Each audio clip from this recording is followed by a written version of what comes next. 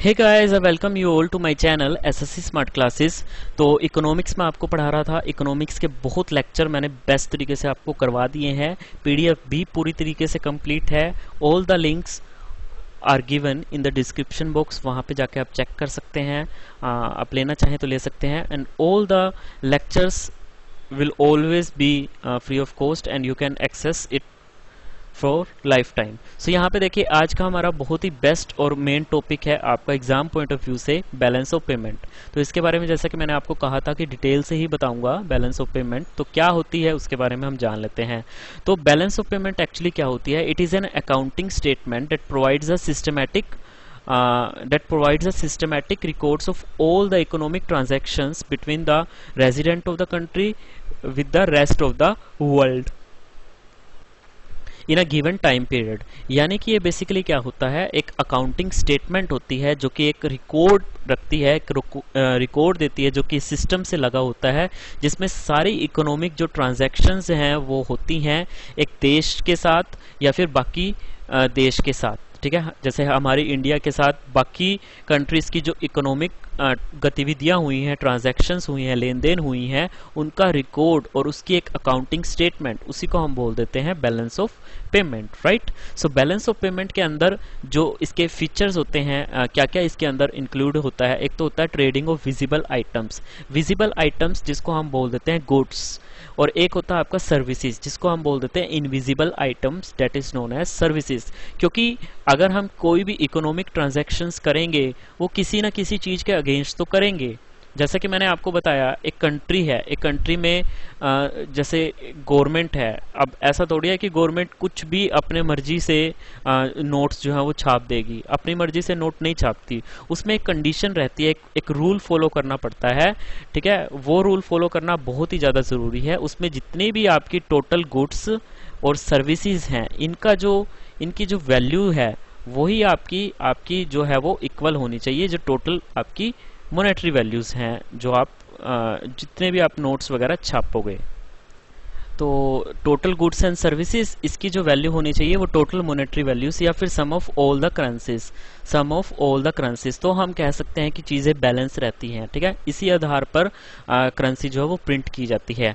तो अगर ऐसा नहीं होता, गुड्स एंड सर्विस में वो सारी चीजें आ जाती हैं। जैसे करंट टाइम में आपको पता है कि आरबीआई जैसे है 200 करोड़ रुपए आरबीआई को प्रिंट करना है, तो 200 करोड़ के एवज में वो 115 करोड़ क्या करती है, 115 करोड़ का तो गोल्ड रख देती है। ठीक है, 115 करोड़ का वो गोल्ड रख देती है, और बाकी का जो आपका 85 करोड़ है उसके वो क्या रखती है, उसका फॉरेक्स रखती है। ठीक है, फॉरेन में जो एक्सचेंज रिजर्व रहता है, फॉरेक्स आपका फॉरेन रिजर्व रहता है। ठीक है, उसके एवज में 200 करोड़ रुपया वो प्रिंट करती है। तो गुड्स और सर्विस की एवज में सम ऑफ करेंसीज उतनी होनी चाहिए। तो हम कह सकते हैं कि हाँ, सरकार जो उतनी कर रही है। तो यहाँ पे मैं बस यही कहना चाह रहा था कि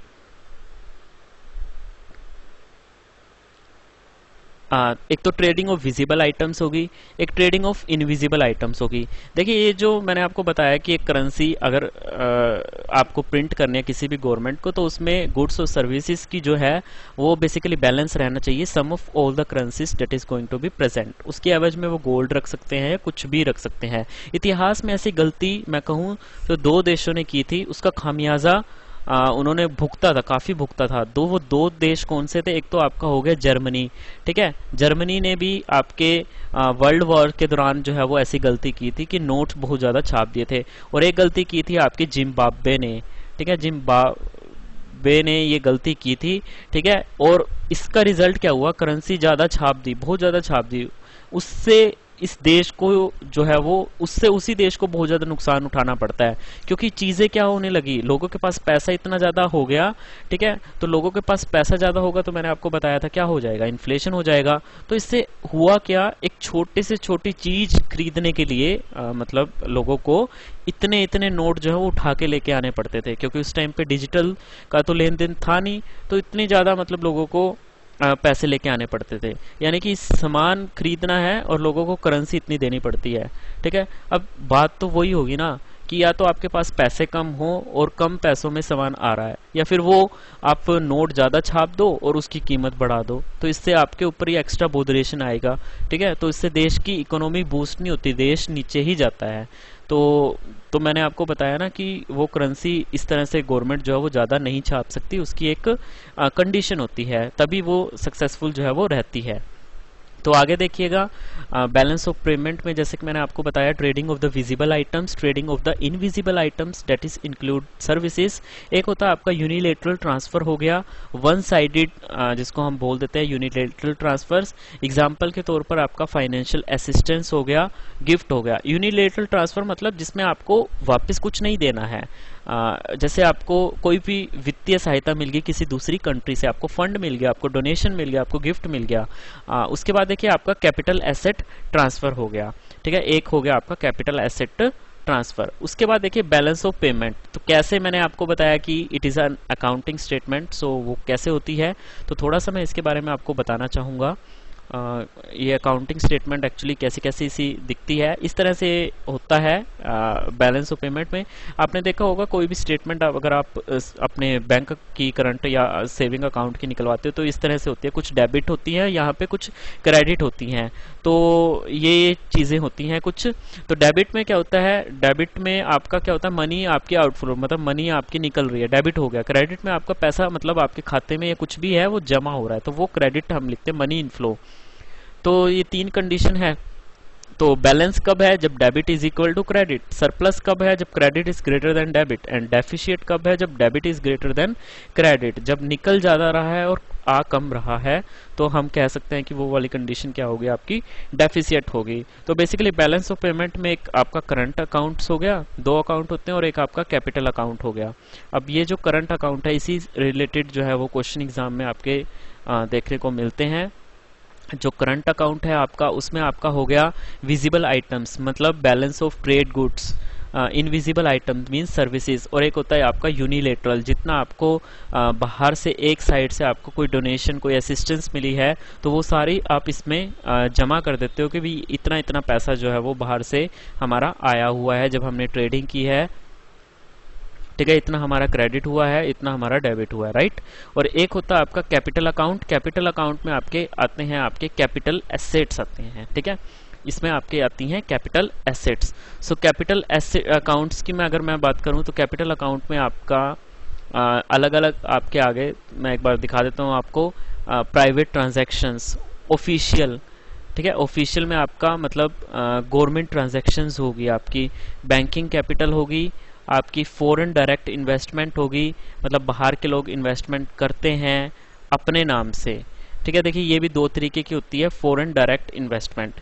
एक तो होता है बाहर के लोग यहाँ पे आके इन्वेस्टमेंट करते हैं लेकिन नाम उनका चलता है। एक होता है पोर्टफोलियो इन्वेस्टमेंट।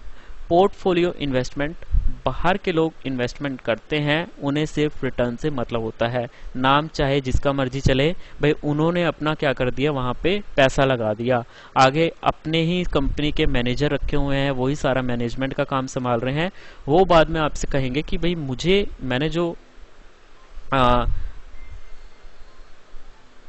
मैंने जो पैसा लगाया है उसका मेरे को रिटर्न दे दो तुम, बस वो इस चीज़ की डिमांड करते हैं। और एक आपका होता है फॉरेन इंस्टीट्यूशन इन्वेस्टमेंट, भी इसी के अंदर आ जाता है, FII। ठीक है,